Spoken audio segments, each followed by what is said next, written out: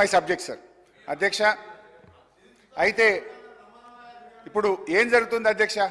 Post office దగ్గర bank దగ్గరికి వచ్చి అవ్వాతాతలు మా 4000 ఎప్పుడు పడుతున్నాయి బిడ్డ అని ఎంతో ఆర్తితో ఆవేదనతో అడుగుతున్నారు. దివ్యాంగ సోదర సోదరీమణులు దీనంగా ఎదురు చూస్తున్నారు. ఒంటరి మహిళలు కంట నీరు పెట్టుకుంటున్నారు. వితంతువులు, డయాలసిస్ పేషెంట్లు, బోధకాలు బాధితులు, నేతన్నలు, గీతన్నలు 4000 పింఛన్ ఎప్పుడొస్తుందా అని కళ్ళు గాయాలు చేసుకొని చూస్తున్నారు అధ్యక్ష. ఇవాళ పరిస్థితి ఏంటంటే అధ్యక్ష, 4000 మాట దేవుడెరుగు, ఆ ఇచ్చే 2000 కూడా చక్కగా వస్తలేదు అధ్యక్ష.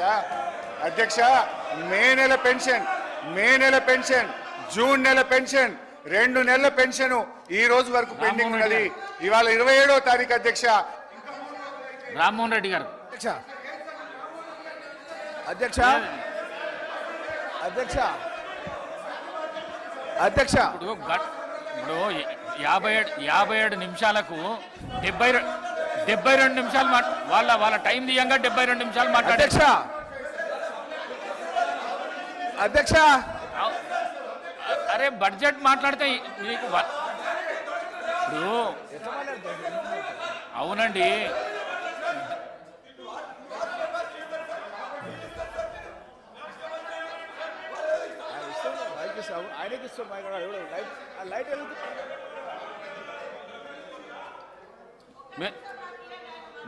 మీరు కన్క్లూడ్ చేయండి, 5 minutesలో కన్క్లూడ్ చేయండి మీరు ప్లీజ్. అధ్యక్ష,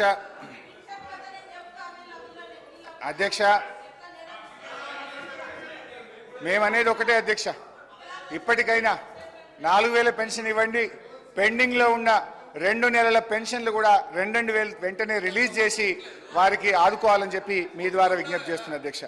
ఈ విషయంలో ఏం చెప్పాలని బాగా ఆలోచించాను అధ్యక్ష. బడ్జెట్ ప్రసంగంలో బట్టి గారు ఒక మాట అన్నారు. బడ్జెట్ ప్రసంగంలో బట్టి గారు ఏమన్నారంటే, చేతగానమ్మకు మాటలు ఎక్కువ.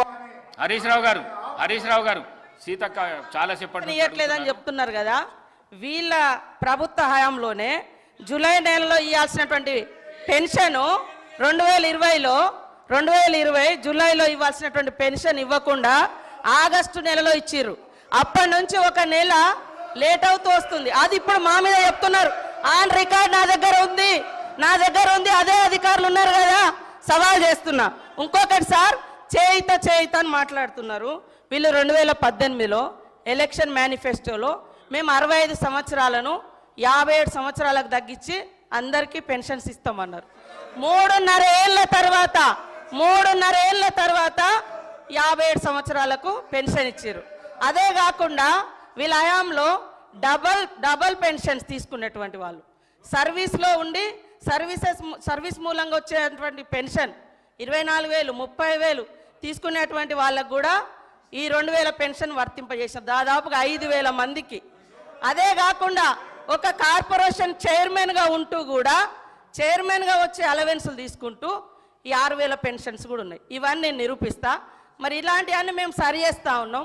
మీరు అద్భుతంగా అబద్ధాలను మా మీద ప్రచారం చేసి మీ సంవత్సరం మీరున్నప్పుడు కూడా 31వ తారీఖు 20వ తారీఖు 16 27 అట్లా ఇచ్చిన మొత్తం 2014 నుంచి డాటా మొత్తం నా దగ్గర ఉంది. మీరు చెప్పటే కరెక్ట్ అని చెప్పి మిగతా వాళ్ళంతా తప్పు, మేము తప్ప ఇక ఈ దేశాన్ని పరిపాలించటం లేరు, అందరు తప్పులు అనేటువంటి విధంగా మాట్లాడడం సరైనది కాదు. నేను ఈ రికార్డు ఇస్తా, హరీష్ రావు గారు చూసుకోవాలని కోరుతా ఉన్నాను. అధ్యక్ష, వీళ్ళు ఎంతసేపు మాయి చెప్పే ప్రయత్నం చేస్తున్నారు. మేము సరిగా చేయలేదు కనుకనే మమ్మల్ని ప్రతిపక్షంలో కూర్చోబెట్టారు. రేపు మీరు కూడా ఇడికి వస్తారా? మరి రాండి, మీరు అదే తప్పు చేస్తే మీరు ఇడికి వస్తారు, మేము ఆడికి వస్తాం. అధ్యక్ష, సరే, సీతక్క గారితో నా మనవి, అక్క రివ్యూ చేసుకోండి. మే జూన్ నెలల పెన్షన్ రాలేదు. ఇప్పుడు జూలై నెల 27వ తారీఖు, 3 రోజులు అయితే ఆగస్ట్ వస్తుంది, 3 నెలల పెన్షన్ పెండింగ్ అవుతుంది. నేను ఊర్లలోకి పోయి డైరెక్ట్గా పెన్షనర్లతో మాట్లాడి చెప్తున్నా. ఇవాళ ఉదయం అసెంబ్లీలో మాట్లాడితే కనుక నా కాన్స్టిట్యున్సీకి ఫోన్ చేసి పెన్షనర్ని అడిగి తెలుసుకొని 1కి 2 సార్లు క్రాస్ చెక్ చేసుకొని మాట్లాడతా. నేను అట్లా తొందరపడి మాట్లాడాను. 2 months పెండింగ్ ఉంది, 3rd month కాబోతుంది.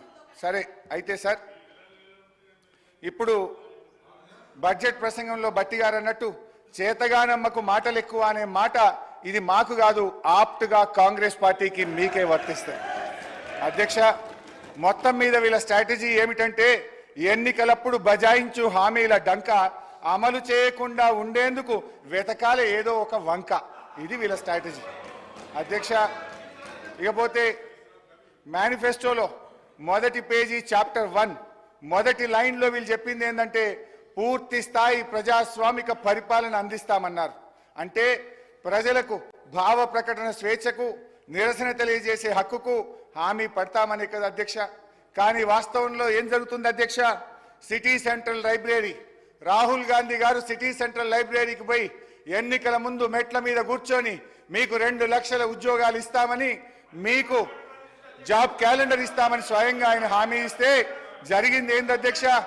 ఇవాళ మొన్న సిటీ సెంట్రల్ లైబ్రరీలో పరీక్షల కోసం విద్యార్థులు చదువుకుంటే అక్రమంగా పోలీసులు చొరబడి గేట్లకు తాళాలేసి విద్యార్థులను నిర్బంధించి లాఠీలతో వీరంగం చేసి చిట్ల కొట్టారు అధ్యక్ష. హరీష్ రావు గారు, మీ సభ్యుల దగ్గర ఉన్న ప్లే కార్డ్స్ బయటికి పంపిస్తేనే సభ నడిపిస్తా, లేకుంటే నడిపియా.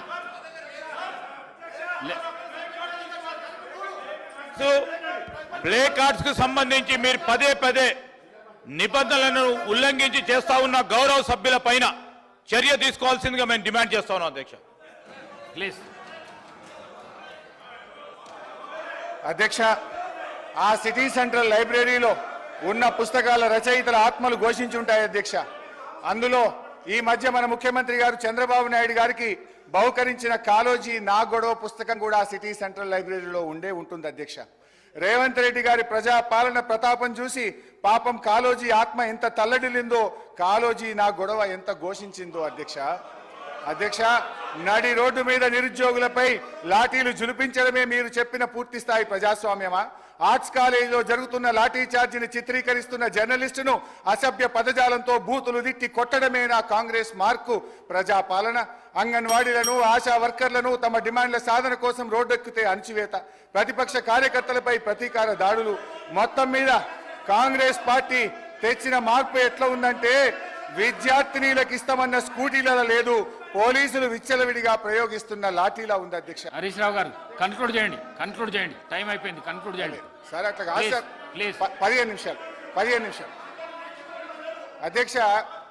ఈ ప్రభుత్వంలో లా అండ్ ఆర్డర్ ఎంత ఘోరంగా దెబ్బతిన్నదో, ఎందుకంటే హోంమంత్రిగా కూడా ముఖ్యమంత్రి గారే ఉన్నారు, మరి ఇవాళ ఆర్థిక మంత్రి గారు కూడా సమాధానంలో చెప్పాలి.